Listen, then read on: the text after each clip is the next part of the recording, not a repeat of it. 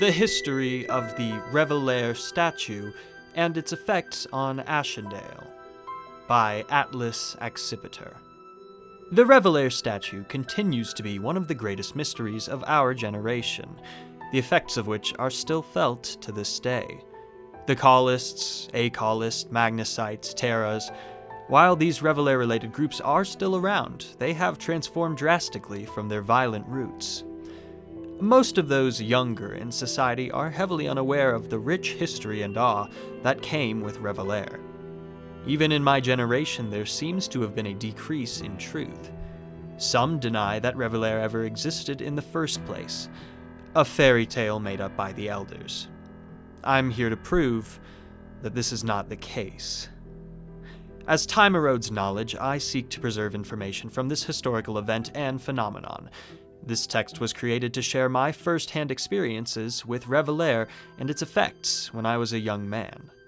I've also collaborated with other historians, witnesses, scientists, and journalists to compile a comprehensive accounting of what we do know in a sea of unknowns.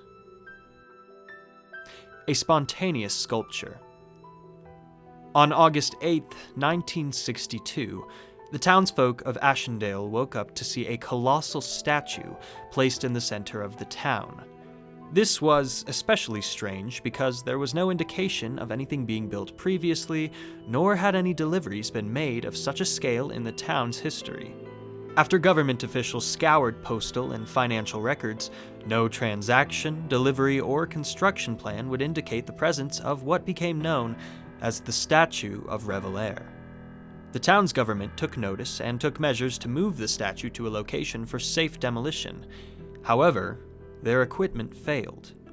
They paid local hauling contractors to move it, but their equipment and the locality's equipment combined were not enough to make the statue budge.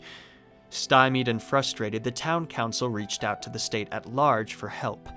Assistance arrived, but all suffered the same equipment failures. The statue was immovable.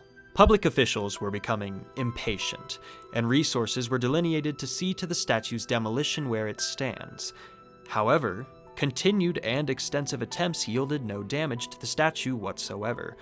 Drills, chisels, hammers, pickaxes, even miners' dynamites didn't yield anything but soot.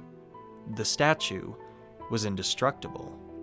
It was like a fixture of God lodged deep into the ground. This Colossus with impenetrable armor left the people of Ashendale in utter disbelief. It made no sense. It was like whatever we threw at it did nothing. Everyone at the site had their own theories, but I was sure that the thing wasn't man-made. Quote, Bill S., interview with Ashendale Gazette. The Prince of Ashendale. Edward Prince was a scribe and religious leader in Ashendale. He grew up in a very religious family, but renounced his Catholic faith as a young man. As he described it, this caused a large familial conflict, and he was kicked out of his childhood home at 17 years old. After dropping out of school, he quickly found a job as an equipment operator at a local natural gas facility, where he worked for 15 years. After the unsolved murder of his brother in May of 1962, Prince's mental state quickly deteriorated. He lost his job due to his excessive drinking and began having frequent confrontations with local law enforcement. He lost his home less than 2 months later. On the first day of the statue's appearance, Prince stood at its feet, matching its outstretched fingers and demanding deference from Ashendale's townspeople. He claimed to know where the statue came from. He preached that this statue was placed there by God, and that the finger was directing the people to New Earth. He built his rhetoric around the impossible durability and unexplainable emergence of the statue. According to him, it had to be a divine symbol. Prince said he was that which gave voice to this voiceless visage. Law enforcement was called in to perform a wellness check on Prince. He was released later in the evening, having been determined not to be a danger to himself or others. He went back to the feet of the statue and continued his sermon from dusk until noon the next day, preaching to a nearly empty park. By mid-afternoon, he had gathered a crowd. By the evening, the park was full of people who had come from all over town. Many came to laugh at him, but not all. This was the beginning of the Kolist movement. Edward Prince ended his speech with thousands of dollars in donations to his religious cause. One of his new followers took him in to get him off the streets. It felt like he was a divine messenger. The things he said, it just made everything seem so clear. Quote, Susan H., interview with Ashendale Gazette. If you ask me, he sounded like a real douchebag. I was just laughing and waiting for the police. Quote, Joe V., interview with Ashendale Gazette. Michael Dawkins, a human studies professor at the University of Ashendale, was troubled by Edward Prince's bold proclamations. As weeks went by and Prince continued to hold sermons at the base of the statue, Dawkins took notice and started attending his services. As Michael Dawkins listened, he took notes as to what Prince was saying. After some hours, he started challenging Prince vocally. He questioned the validity of Prince's evidence, his intent, financial stake, and honesty. However, Edward Prince's followers met his questions and remarks with hostility. At first, a few in the crowd began pointing at him, as if imitating Revelair. Soon enough, the whole congregation stood with their fingers straightened. But Dawkins didn't stop, and those around him assaulted him.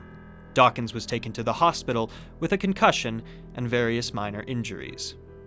The townsfolk, who took Prince's word as blasphemy, hailed Dawkins as a hero for speaking his mind. Thus, the label Akolists began to be used to identify those who were not followers of Edward Prince's doctrine. It was not my intention to disrupt the service. Edward Prince actually visited me during my hospital stay and apologized for the behavior of the crowd. Even so, I didn't believe a word he said. Quote, Michael Dawkins, interview with Channel 5. Honestly, I'd never heard of this Michael guy, but when you told me what he was saying, no wonder these freaks kicked the snot out of him. Quote, Joe V., interview with Ashendale Gazette. Personal Revelair account of Atlas Accipiter, August 1962. My first experience with Revelair came shortly after it first appeared. As the town began to wake up and I was sitting at my table, there it was. A large statue, finger outstretched in the middle of our central park. It was jarring to see the statue's calm and melancholic expression juxtaposed with its accusatory, jabbing finger. When I got to the park, a crowd had already gathered, and I saw someone being hauled away by local law enforcement. I questioned my neighbors about what was going on, but all they could tell me at the time was that the statue seemed to appear out of thin air. I was uneasy. I had always considered myself a level-headed man, but this was impossible. The buildings in this town were a fraction of the behemoth's stature, and there was no trace of it yesterday. Furthermore, I knew the town council personally. They would never order a project of this size, especially without notification. I walked home, shaken and confused. I threw up my curtains and tried my best to forget about the giant standing outside my window. A sense of unshakable dread filled every pore of my being, like I could feel its empty gaze through the fabric. I truly believed it was pointing at me.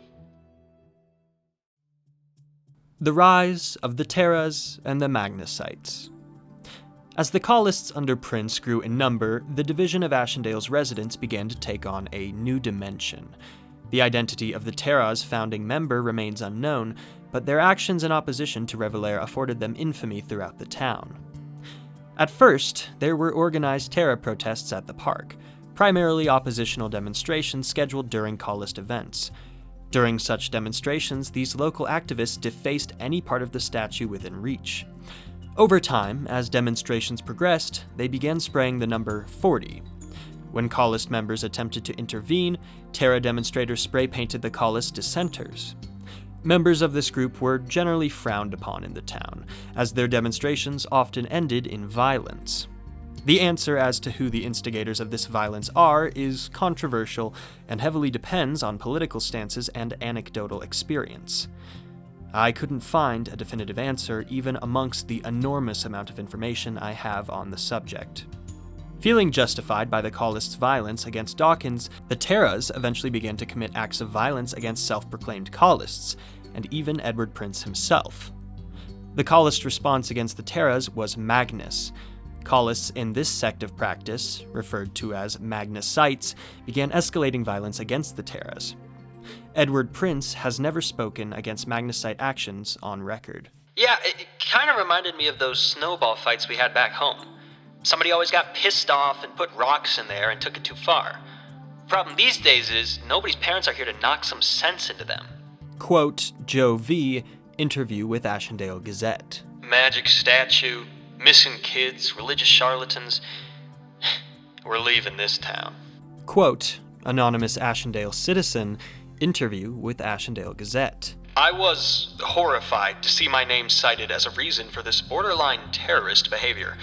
I was quite intentional about taking a peaceful approach to congregation. Quote, Michael Dawkins, speaking at a town hall peace petition in reference to Edward Prince's congregation. The famous assassination attempt against Edward Prince. The severance of Ashendale's residents only became more drastic. By this time, news of Revelair had spread around the world.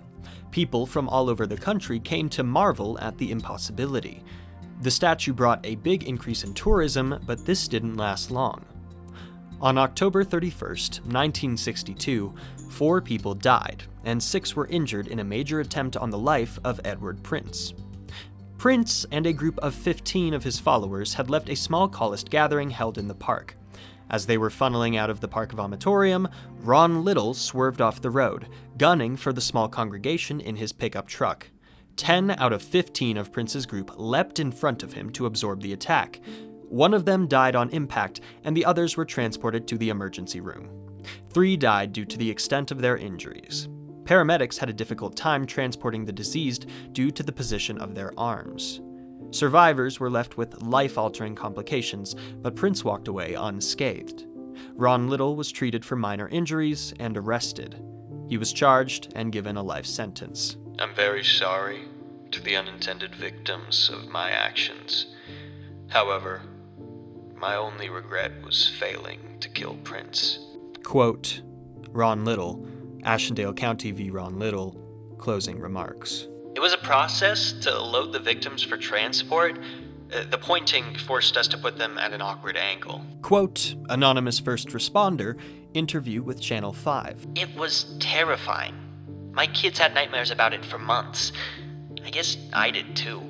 How do you prepare for something like that? Quote, Martha J., interview with Ashendale Gazette.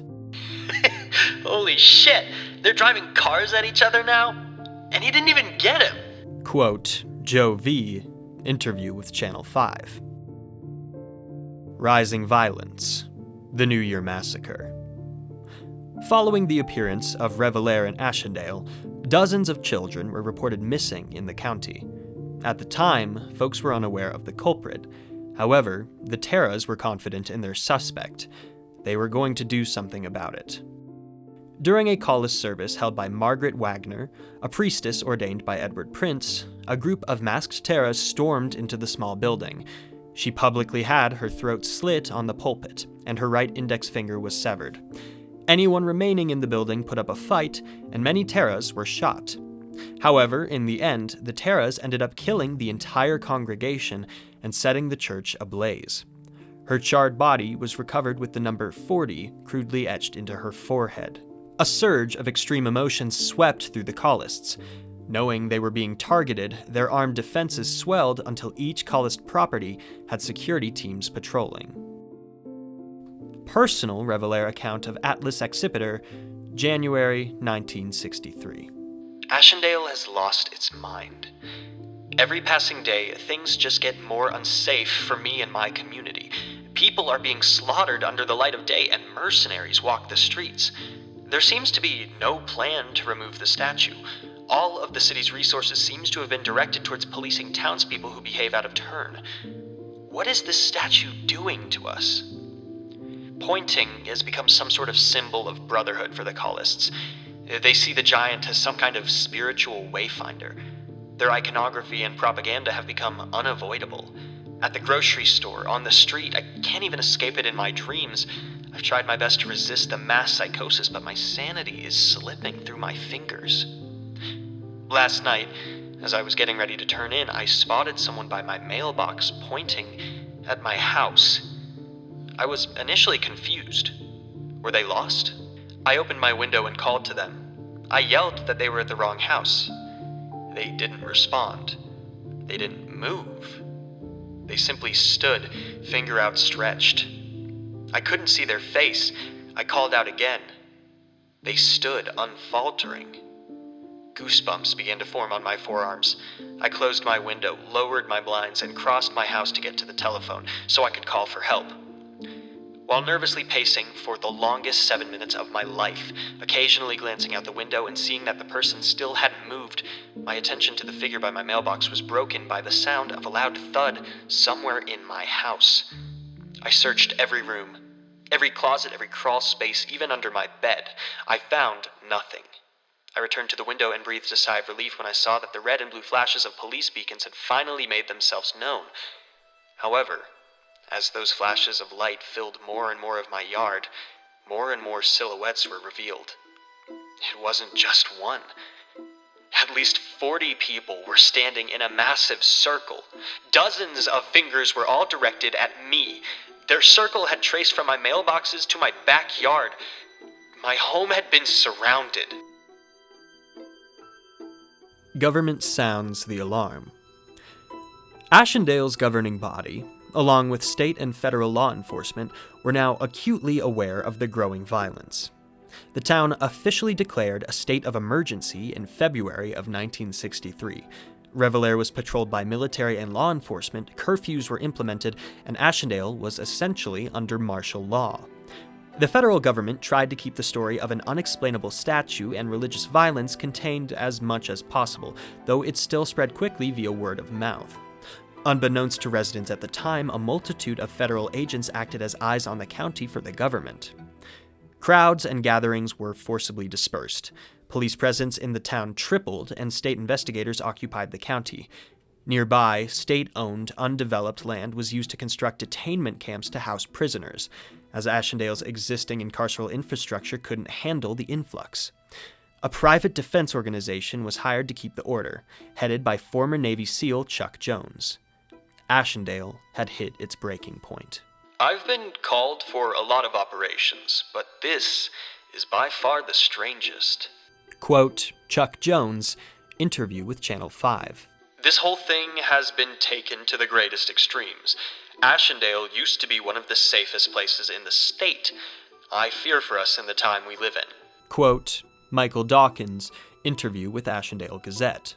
Great. They blocked off my street. Fantastic. Quote, Joe V., interview with Ashendale Gazette. Chaos. The enlarged state presence, stricter rules, and heightened incarceration rates drove the people of Ashendale into a panic. Protests and riots began to erupt in the streets, often resulting in even greater numbers of arrests. The police station, town hall, and courthouse were overrun with angry citizens, who demanded action to restore their way of life. Amidst the chaos, the Teras hatched a plan that would unwittingly start the Civil War of Ashendale. Aware of the holding locations for some of their members, armed Teras gathered in secret near the mercenaries' largest detainment facility. On March 4, 1963, when they observed a large number of units dispatched from said facility, the Teras raided it. Many Teras managed to escape, but a few were overwhelmed by swaths of Kolist fanatics who wrestled their weapons away. Meanwhile, the mercenaries had swarmed the facility. All three factions now had their hands on weapons. In a few short seconds, a critical decision was made that tipped the scale of history. The Kolists and Teras both turned their sights on the mercenaries and opened fire. A new Ashendale. In the aftermath of their successful escape from the detainment facility, Kolists and Teras temporarily restrained their mutual hatred and set their eyes on what was now a common enemy, Ashendale's government. Immediately following the break, the escapees marched to every facility. The mercenaries chose not to engage, against Jones's orders to kill on sight. Each faction freed their respective imprisoned comrades. A few short days later, a humiliated Jones notified state officials that he was withdrawing from Ashendale and returned a portion of the funds to the state. After freeing their brethren, a large fraction of Kollists and Teras shot their way into the town hall and killed 3/4 of the sitting officials. Only then did they turn their guns on each other. In the aftermath, a few Teras were left standing in an auditorium painted with blood. An all-out war had just begun, and the Teras now had a decisive advantage. I'm not interested in answering any questions at this time. Quote, Chuck Jones, brief interview with Ashendale Gazette. I know I like to bitch a lot, but seriously, it's probably time to grab your family and leave. This place has gone fucking wacko. Quote, Joe V., interview with Ashendale Gazette. Sometimes the slate has to be wiped clean for something better to take its place. Our fallen brothers and sisters still point with Revelair, and if this is the direction to paradise, then so be it. Quote, Edward Prince, Public Sermon, March 1963. Personal Revelair account of Atlas Excipitor, April 1963. I'm hiding in my attic as I write this. For good reason. I feel as though I'm standing beside myself. Yesterday night, a loud thud startled me awake. I rubbed my eyes and stared into the dark. My bedroom door was slightly ajar. It usually wasn't. Something shifted, a dark shape moving against the background of my white door. I squinted to get a better look, but my eyes wouldn't adjust to what I was seeing. It just looked like a black smudge. I sat up to turn on my lamp when I felt the energy of the room spike massively. All of a sudden, there was a pair of shoes planted on my stomach, and I was pinned to the mattress. A surge of adrenaline took hold, and I threw out my leg. It connected with soft tissue and bone, and I heard the hollow, wet crack of someone's jaw being bludgeoned. I threw the assailant off my bed. I started frantically searching for a weapon. In my delirious, half-asleep, half-wired state, I ripped the lamp off the nightstand and began screaming at the person writhing on the floor. Just then, sharp, cold hands clamped around my neck. I swung around to see another robed figure, a man. I pushed him away, but before I could swing my lamp at him, a fist caught my temple. I landed hard on the floorboards. My lamp was ripped out of my hand, and I was restrained by many men. There had to be at least 10 people who had managed to sneak into my house. They talked amongst each other as if nothing abnormal was happening while I was being tied up. I was dragged to my destination, which wasn't far from my home. As my robed kidnappers approached Revelair with me in tow, I began to thrash as if I were being dragged towards the gates of hell itself. Whatever these monsters planned to do with me was the last thing on my mind. I didn't want to be anywhere near that statue. I began to squirm and scream, but the attacker who first jumped onto my bed kicked me in the face. Searing pain shot through my nose and my teeth, and I spat blood. My head dropped, and I came to a mournful, resigned rest. Soon enough, we had reached the feet of the statue. Standing torches illuminated the park as if it were an orange hellscape. I saw blood and ashes scattered at the statue's base and the surrounding concrete. At this point, I was very sure of my fate. However, all certainty transmuted to confusion. To my complete and utter shock, one of the more regal-dressed fanatics came forward and revealed himself to be Edward Prince. He greeted me warmly, as if we were two old friends having a reunion. My captors hauled me upright and dangled me awkwardly by my bonds.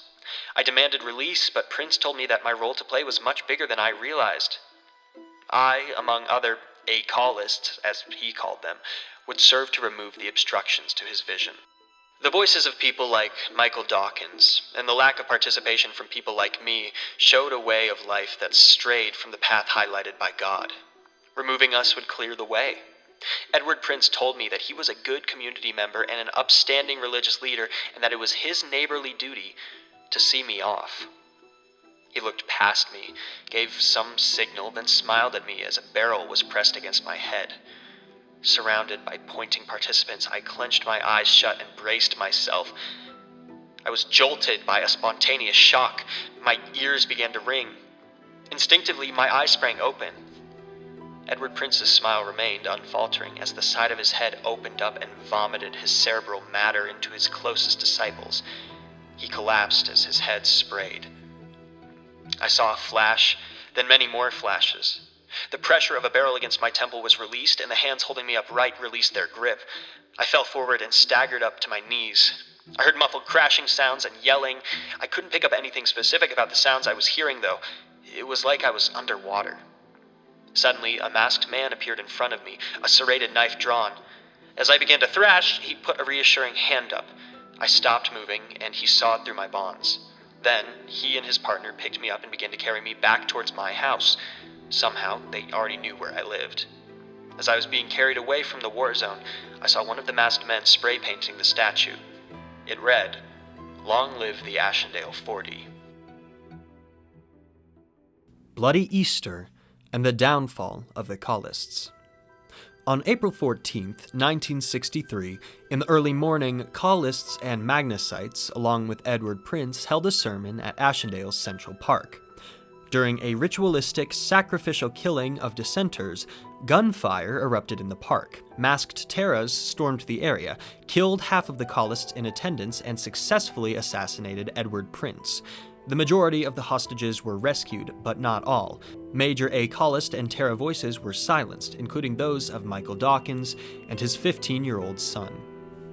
With Edward Prince no longer keeping centralized control over the Kollists, the organization fell into disarray. The power vacuum seemed to be impossible to fill, and their lack of organizational skills left them increasingly vulnerable. Soon, the Teras converted their advantage in this war to become the dominant force in Ashendale. Over the following 6 months, the Teras would locate and execute many Kollist members and burn down almost every single one of their buildings.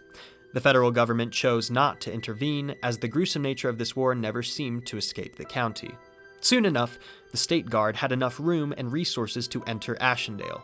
On October 1st, 1963, they arrived at the city limits. High-prestige Teras approached them, dropped their weapons, and submitted to them. Their confessions were conditioned on reduced sentences and an investigation into the Kollist movement. It was during this investigation that Ashendale as a town learned that 40 of their children had been systematically abducted and sacrificed to Edward Prince's conception of God. They were among the first victims of these ritualistic sacrifices. Every Tera member's final words on all recorded police reports were, "Long live the Ashendale 40. Disappearance of Revelair and restoration of Ashendale. Few events in the history of Ashendale or the world can match the oddity of Revelair's sudden appearance. However, arguably more puzzling was its sudden vanishing. On October 5th, 1963, Ashendale citizens and armed forces woke to find that the gargantuan statue was absent from their town. Forces were allocated to the park as a precaution against possible violence. Reactions were mixed in the town, and a few people were arrested. Luckily, there were no deaths or injuries in the relatively minor hysteria. The city council was slowly restored over the months, thanks to special elections. The new council allocated funds to create a memorial to the Ashendale 40 and placed it on the plot where Revelair previously stood. The recovered ashes, bones, and other remains of victims are still held within the structure today. Ashendale was observing Easter as a day of remembrance, both religiously and in memoriam. Its citizens would come to mourn the children lost during the rise of fanaticism. Today, however, the how and why behind the memorial are mostly unknown. Teras turned from violence to politics. They went from one of the most hated coalitions to Ashendale's most successful political party. Ashendale's townspeople had been traumatized by extremism and were desperate for a sense of security. The Teras, having built goodwill by freeing hostages from Kollist holdings, began to promote political candidates that they framed as grounded. The focus of their rhetoric was bringing down the temperature of extremism and providing the townspeople with protection, should something like Revelair ever rise again. This resonated with Ashendale's townspeople, and Tera's influence in politics began to expand rapidly. They did not try to eliminate Kollist practices, though. Even with no statue, Kollists were still among the town's population. They still had rights and were allowed places of worship with a warning against violence. A few small churches began to crop up, hosting small gatherings for people to attend and share food and drink. These churches rarely housed more than 30 people. There were Kollist candidates for various government positions, but the group's past overshadowed their campaign efforts. From that point on, the extent of their community activity was festival attendance, where they could be seen selling homemade pastries and handing out cards. The Kaleist organization would plateau in the state and slowly decline into obscurity as years faded into decades. At this time, they are far removed from their roots, and their pointing gesture has become more synonymous with a thumbs up. Final words. It's beautiful and horrifying how things can change so fast. Ashendale has continued to grow in the decades since Revelair. It remained up to date with modern technology and has maintained its presence and stature. Still, if one might ask a current resident of Ashendale about Revelair, they would likely be met with a blank stare. Newspaper records have been wiped. The many names of those lost during that time have been forgotten. The Ashendale Historical Society denies the past existence of an unbreakable statue in our central park. These events, and the lessons the town gained from them, are being lost to time. It is my sincere hope that this historical document serves to crystallize a pivotal moment in our town's history. Our suffering, loss, and eventual wisdom cannot be in vain. Please, do not fall victim to fear as we did. Do not let entropy and the passage of time distort the truth into a distant fantasy, or you may find yourself as we once were. Final personal Revelair account of Atlas Accipiter, September 1963. I haven't been outside since I was dragged kicking and screaming into a skirmish, but this evening I couldn't bear hiding any longer. After sitting at my coffee table staring at its silhouette for hours, I walked the dirt trail to the park, where Revelair still stands. Lucky for me, I was alone. I voiced my grievances to this giant as if it would listen. My mental acuity has certainly reached a new low. Everything has been upside down since you showed up. My accusations were matched with body language as I jabbed a pointed finger at Revelair. If it hadn't come here, Michael Dawkins might still be here. Half of the town wouldn't be dead. And the kids! I glared into Revelair's vacant eyes. I faltered as I stared into the chiseled marble mirror. Upon seeing the said mirror, fear was abruptly replaced with contrition. I knew who was to blame, and it wasn't the statue whose first day spent on Earth was spent being chiseled and bludgeoned by would-be dismantlers. I reflected on who I was, who I am, my place in this moment in history, and who I want to be. As I walked to my once execution site and laid my head at the foot of the Colossus, a strange warmth filled my body. The understanding of this great onus overcame me.